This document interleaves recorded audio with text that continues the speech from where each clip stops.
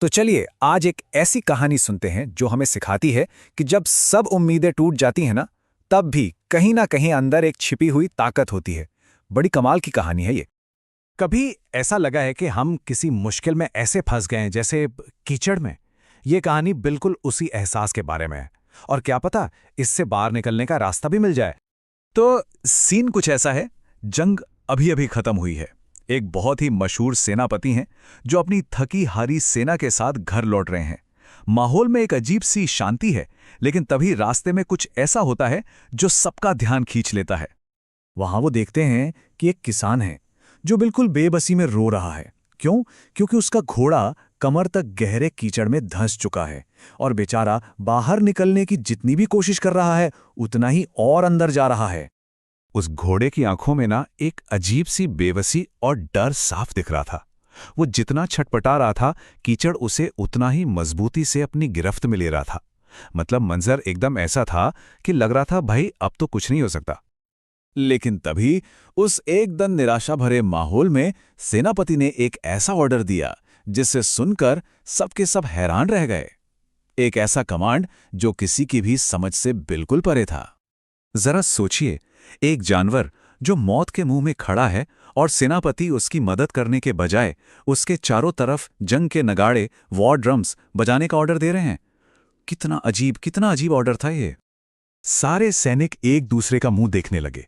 उनकी आंखों में बस एक ही सवाल था, क्या सेनापति इस बेचारे बेजुबान जानवर की मौत का तमाशा बनाना चाहते हैं?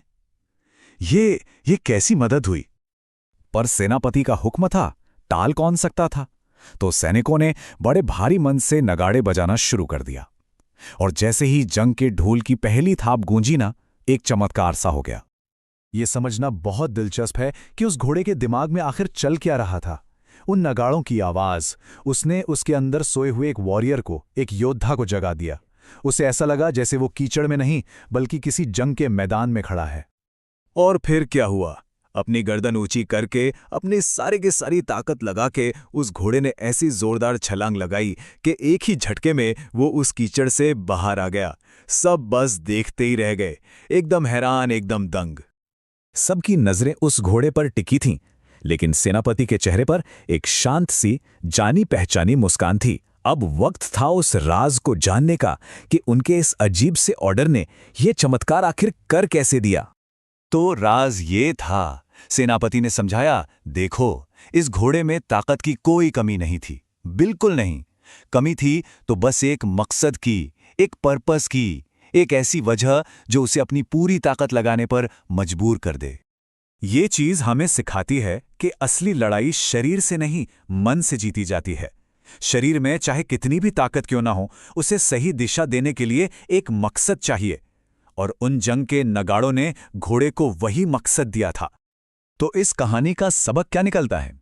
यही कि जब हम जिंदगी के कीचड़ में फंसते तो हमें और ज्यादा ताकत नहीं बल्कि लड़ने के लिए एक बड़ा क्यों चाहिए होता है, एक मजबूत मकसद। इस कहानी से कुछ बहुत गहरी बातें निकल कर आती हैं। पहली कि सही मोटिवेशन सच में नामुमकिन को भी मुमकिन बना सकती है। दूसरी, असली बड़पन किसी बड़े ओहदे या रैंक में नहीं होता बल्कि सेंसिटिविटी में होता है, दूसरों को समझने में होता है, जैसे उस सेनापति ने उस घोड़े को समझा। और हां, आखिरी बात, हम सबके अंदर एक छिपी हुई पोटेंशियल, एक ताकत होती है जिसे जगाने के लिए बस एक सही ट्रिगर, एक सही चिंगारी की जरूरत होती है। और अब सवाल ये उठता है कि हमारी जिंदगी का जंग का नगाड़ा क्या है? वो कौन सा मकसद है जो हमारी मुश्किलों में हमारे अंदर के योद्धा को जगाता है? इस पर जरूर सोचना चाहिए।